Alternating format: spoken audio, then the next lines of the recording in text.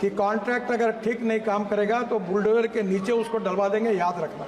यहाँ तक लोगों को समझा है। और मुझे मालूम है कि ये कॉन्ट्रैक्टर को अभी आप देखो इस साल कैसे ब्लैक लिस्टेड होते हैं, इनको बिल्कुल ठोक पीट करके सीधा कर दो। हम किसी के साथ कॉम्प्रोमाइज़ नहीं करेंगे। सम्माननीय अध्यक्ष महोदय, ये देश का पहला लॉन्गेस्ट एक्सप्रेसवे है और जो सबसे कम समय में ग्लोबली बनाया गया। इसकी कीमत 1 लाख करोड़ है और इसमें से दिल्ली से मुंबई ये 12 आवर्स में हम जा सकेंगे और 200 किलोमीटर डिस्टेंस कम हुआ है। सम्माननीय अध्यक्ष महोदय, ये हाईवे जो बनाया गया है ये पहली बार for the first time in India ये perpetual pavement with wearing course of SMA में stone mastic asphalt was use. ये अमेरिका में यूज़ हुआ था एक्सप्रेस हाईवे में, इसका पहला प्रयोग हिंदुस्तान में हुआ है और इसलिए इस कॉन्ट्रैक्टर की जो गारंटी पीरियड है, डिफेक्ट लायबिलिटी पीरियड है, वो 10 साल का है। ये this technology is use in high density corridors across USA and Europe and provide superior riding quality than cement, concrete and alternative. Cement में जो पेमेंट होता है वो हार्ड होता है और इसमें जो बिटुमिन है उसके कारण टायर बैठकर एक कंफर्ट्स मिलते हैं, इसलिए इस टेक्नोलॉजी का उपयोग किया गया था। 10 साल इसकी डिफेक्ट लायबिलिटी पीरियड है। आफ्टर नोटिसिंग डेफिशिएंसीज हमने IIT खड़गपुर और IIT गांधीनगर दोनों को अपॉइंट किया था। Initial findings of the investigation show that there are deficiencies in the SMA layer। ये जो SMA layer है इसमें टायर जाने के बाद कुछ जगह पर वो दब गई है, तो but all the below layers are intact and up to the mark. इसके नीचे वाली लेयर्स जो थी वो बराबर है। ये जो SMA लेयर में फ़र्क आया है उसमें मटेरियल में बदमाशी नहीं हुई है, पर कुछ जगह पर वो रुकी है, ये नीचे ज़रा दब गई है, ये ध्यान में आया है। और thickness of individual bituminous layers were varying but the overall thickness was the same as per the design. इसके बाद में हमने उसको सुधारने के लिए उनको ऑर्डर दिए, उन्होंने सुधारने का काम किया है। ये पहली बार ये वर्ल्ड की बेस्ट टेक्नोलॉजी का उपयोग इसमें किया है। इसके बावजूद भी 10 साल का डिफेक्ट लायबिलिटी पीरियड जानबूझ के इसलिए रखा गया था कि इसमें कुछ पहली बार प्रयोग करते समय कुछ कम होगा तो करेंगे। इसका कॉन्ट्रैक्टर अपने पैसे से 10 साल तक सब डिफेक्ट को सुधारेगा, ये उसकी जिम्मेदारी है और उसका काम भी शुरू हुआ है। 3 महीने के अंदर लगभग पूरा काम हो जाएगा। इस विषय में जहां ये लेयर में फ़र्क आया है इसके लिए हमने 4 कॉन्ट्रैक्टर को जिम्मेदार ठहराया है। उनके ऊपर नोटिस देकर हम उनको निश्चित रूप से टर्मिनेट करेंगे, कड़ी कार्रवाई करेंगे। जो अधिकारी है इसमें जो मिस्टेक हुए उनके ऊपर भी कार्रवाई करेंगे। और मैं आपके मार्फत सदन को इस बात का विश्वास दिलाना चाहता हूं कि क्वालिटी के बारे में हम किसी प्रकार का कॉम्प्रोमाइज़ नहीं करेंगे। जैसे हमारे डिपार्टमेंट ने 7 वर्ल्ड रिकॉर्ड बनाए हैं, वैसे मैंने अभी तय किया है कि लोगों को सस्पेंड करना, ज़बरदस्ती रिटायरमेंट करके जो काम के लोग ने उनको निकालना और कॉन्ट्रैक्टर को ब्लैक लिस्टेड करना। ऑलरेडी बड़े प्रमाण पर कड़ी कार्रवाई शुरू की है, हम किसी को स्पेयर नहीं करेंगे। ये विश्वास मैं सदन को और सम्मान्य सदस्य को देना चाहता हूँ। अध्यक्ष मान बेनीवाल जी। अध्यक्ष जी, मंत्री जी ने जो जवाब दिया उसके अंदर, लेकिन 1 साल के अंदर इस तरह 1 लाख करोड़ का प्रोजेक्ट 1 साल में ही आप कह रहे हो 10 साल की गारंटी है। अभी जो मौतें हो रही 150, इनका जिम्मेदार कौन होगा मंत्री जी? दूसरा मेरा सवाल था मंत्री जी, इस एक्सप्रेस वे के 216 खंड के निर्माण में डामर व अन्य मेटल से पूरा जवाब दे दिया ना। नहीं, एक अर्थ कॉम्पैक्शन बहुत जरूरी था जो सही से नहीं किया। और टेक्निकल एक्सपर्ट के मुताबिक मिट्टी की 6 इंच की प्रत्येक परत पर रोलर से प्रॉपर कुटाई नहीं की। आप टेक्निकल इंजीनियर थोड़ी हो, बता दिया मंत्री जी ने। अध्यक्ष बोले एक सेकंड 6 इंच की प्रत्येक परत पर रोलर से, एक सेकंड पूछ तो लूं, दूसरा ही तो मेरा। प्रत्येक परत पर रोलर से प्रॉपर कुटाई नहीं की। ऐसे में सड़क की कई जगह ऊंची नीचे एंडूरेशन रख दी। ऐसे में इस तकनीक की खामी में कब तक व्यापक सुधार कर लिया जाएगा? क्योंकि पूर्व में भी हमने आपको लिखित में कई बार सड़कों की खराब गुणवत्ता जुड़ी शिकायतें दी, लेकिन आज तक प्रभावी कदम नहीं उठाए गए। मंत्री जी ये बताएं आप सारा। माननीय मंत्री जी, ये जानना चाहते हैं हम लोग। सम्माननीय अध्यक्ष महोदय, सबसे पहली बात है कि जो मटेरियल में जो नीचे वाली बिलो लेयर्स है वो जब टेस्टिंग किया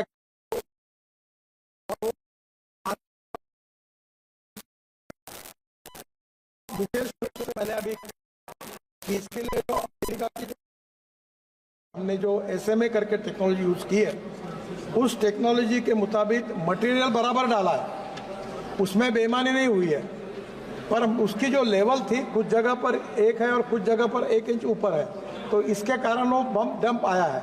तो मटेरियल है वो उतना ही है, पर उसके काम में जिस प्रकार की चिंता करनी चाहिए उसमें थोड़ा निग्लिजेंस है। तो उसके लिए मैंने सम्मानित सदस्य को कहा है कि 4 कॉन्ट्रैक्टर को हम लोग इसके ऊपर ब्लैक लिस्टेड करेंगे, उनको टेंडर भरने के लिए मनाही करेंगे कुछ दिनों तक। ऐसी पॉलिसी हमने बनाई कि अगर ऐसी कोई क्वालिटी का काम खराब कॉन्ट्रैक्टर करता है तो उसको 6 महीने या 1 साल तक वो कोई टेंडर भर नहीं सकेगा, ऐसी भी पॉलिसी अब बनाई है। और अधिकारी जो है उनको भी विशेष रूप से हम इसमें कार्रवाई करके उनको भी नोटिस देके सस्पेंड करेंगे। और इसके बारे में किसी की मैं आपको बहुत बताना चाहता हूँ, आदरणीय मोदी जी के नेतृत्व में हमारी सरकार ने और मेरे विभाग ने 50 लाख करोड़ रुपए के काम किए।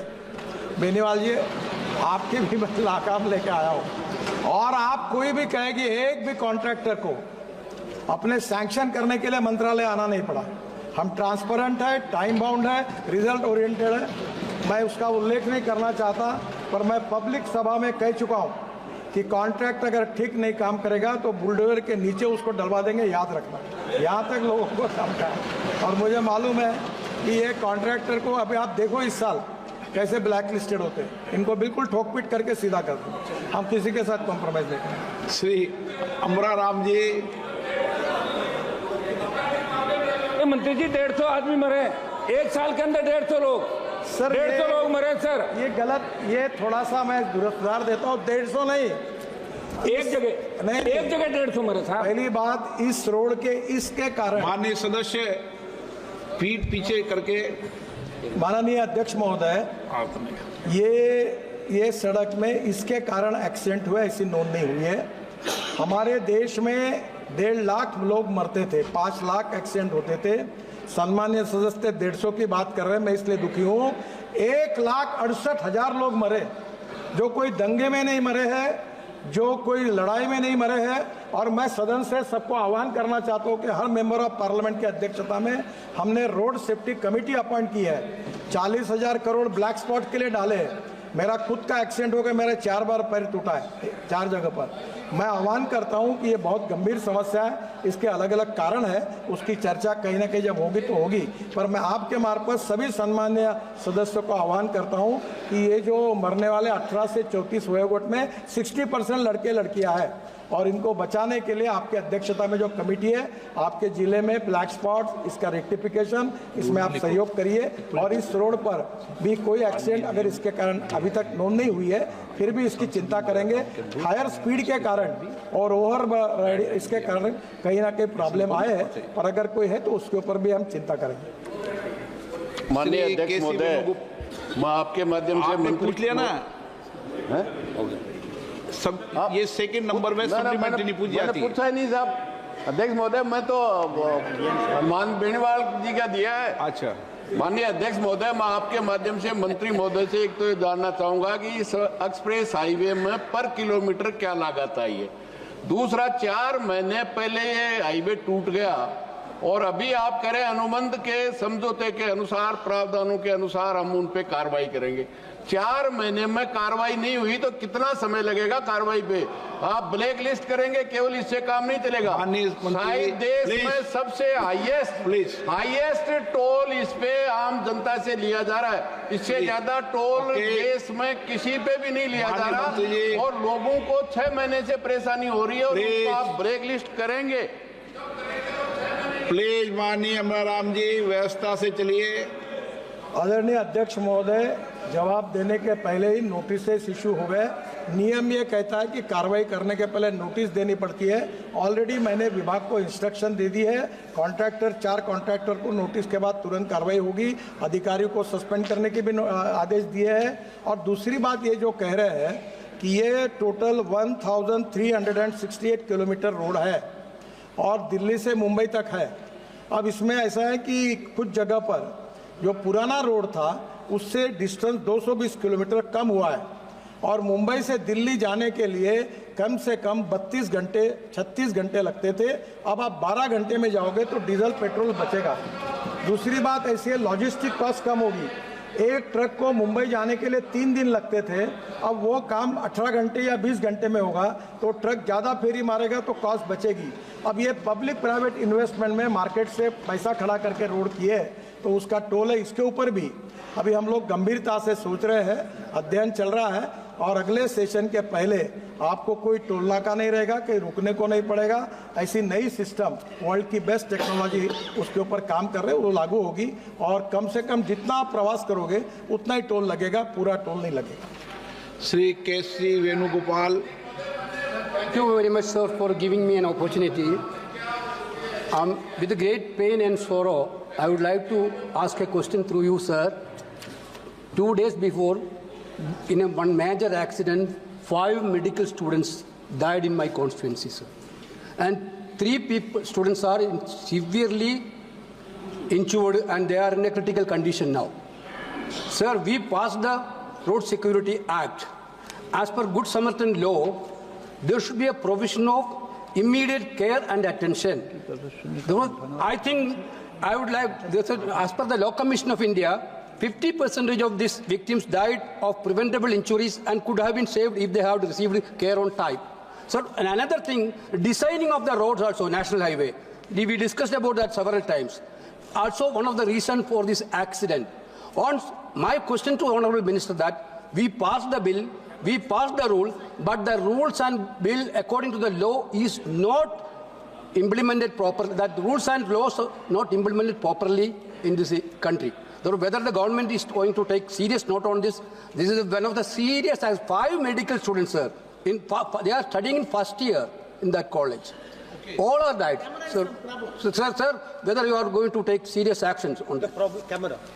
Honorable Chairman, sir, Honorable Member is giving me the reference about the Ernakulam bypass. There are 2 cities in Kerala, and there is the traffic PCUs is 90,000 PCUs, and the road is in BOT. Actually, yesterday there was a question in Rajya Sabha. Sir, we already sanctioned the Ernakulam bypass. Second thing, in existing road also, the contractor on BOT, he is also in the court. The matter is sub judice. We will find out the way out. And yes, sir, actually the 5 students accident is on this road. That's why that is national highway. I accept it. So the problem is that there are some black spots, and government has already decided to spend 40,000 crores on black spots. Because of the mistakes in detailed project report, there are the black spots are there, and we are very much committed for that. Sir, regarding the road accident, there are 4 reasons. Road engineering, automobile engineering, then enforcement of law, and education of the people.